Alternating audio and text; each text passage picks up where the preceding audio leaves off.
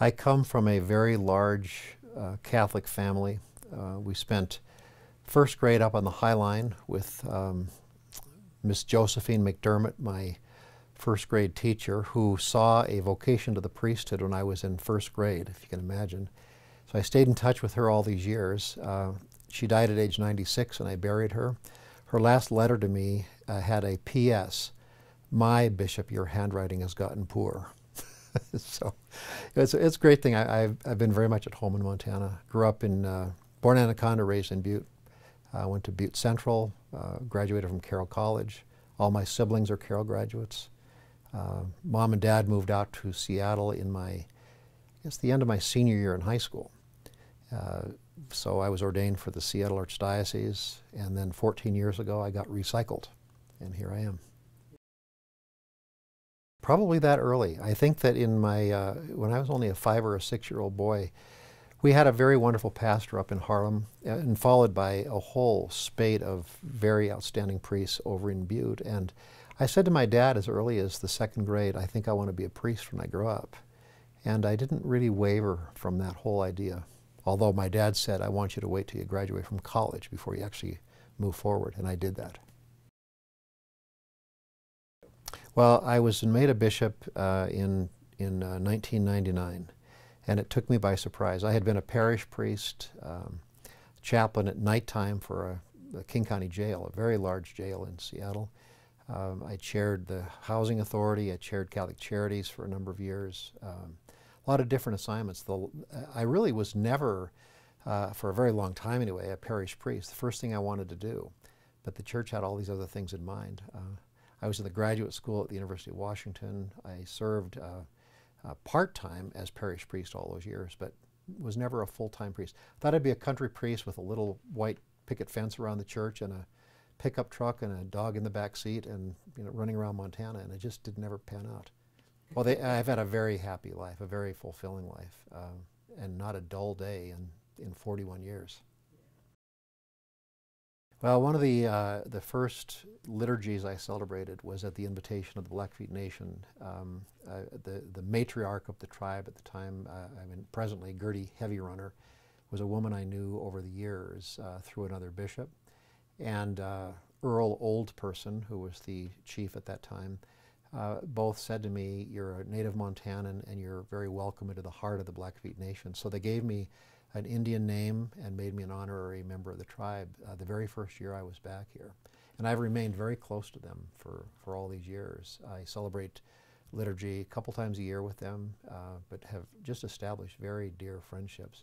The present chairman of the Blackfeet, Harry Barnes, called me very tearful over my transfer out of this diocese. That you get to... Absolutely, the people. Yeah. I think even though I'm a bishop, I think I have the heart of a parish priest. And so I've tried to work very closely with a very diverse diocese. You may know this already, but the Helena diocese is twice the size of Ireland. So geographically, it's like having 6 miniature dioceses, and it requires face time and road time. We're built on a handshake. And so I've come to know each community, very unique communities. What works well for Butte and Anaconda doesn't work well in Bozeman or Missoula. And so you have to customize everything and know the local community. And so I am the road warrior, and I spend a lot of time in the car. I joke that I know every deer by first name now. I think a couple things. One of the goals I had when I came to Montana is to try to empower and build the lay faithful in their role of leadership. I think that I know what I don't know, but I've got a real eye for leadership. And I try to bring wise people around the table and learn from them. And I think that that's one of the great things that Montana has done. We've got deeply dedicated people. They're smart. We have lay boards and community and committees of every kind. I'll transfer that whole process into Las Vegas. Well, it's probably the saddest chapter in my life as a priest. I began to learn about the abuse history here after we had this filing, a legal filing, and it turned into a tsunami. There were over 360 claims by the time this was done. And there are obviously two roads to go down when you're dealing with this. You can play the whole legal acrimony approach, or you can provide what I think the church should do, and that is pastoral care of the victim survivors, a path of mediation, accountability, transparency. And it was very painful, but I decided that the church is at its best with accountability and transparency. And so I let people know exactly what was going on, who was involved, the number of claims. I mean, details that they probably did not want to know. But I feel that, well, the bankruptcy judge, who has been on the bench 30 years, called it a singular achievement in his 30 years on the bench. I think it's nothing more than the church doing what the church should do, and that is to heal broken hearts and souls. And that's the approach we took. I think that it's a societal problem, and you can see right now as time has gone by with the issues around teachers and coaches and Hollywood and the people in government leadership. This has been a hidden problem. It has been put under the carpet for too long. And in my opinion, the only way to deal with these kinds of things is bring them to the light. Be responsible, be accountable, be transparent. I sat in this office and I met with victim survivors whose souls were seared by the criminal actions of clergy or lay workers. And you know, we've got to acknowledge that. Healing can take place only in the light and in the presence of truth.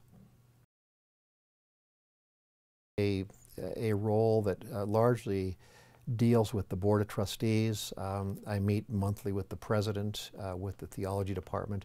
So there's a certain administrative role there, but the best part is I also engage very deeply with the students. I've gotten to know Carroll College students now for 14 years. I know them well. I have dialogue evenings at Carroll College, also at the University of Montana and Montana State. I have nieces and nephews in this age category. My nephew graduated from Carroll a couple of years ago. And our kids in the family are in their 20s and 30s. I learned so much from them. And so my engagement with the kids at the college is a two-way street. Certainly they appear to enjoy the conversations, but I'm the student, and I learn a great deal about what their concerns are, their challenges, their issues, things that make them happy, things that make them fearful. So I'm the beneficiary of my presence on the pavement at the college. More than you can ever imagine.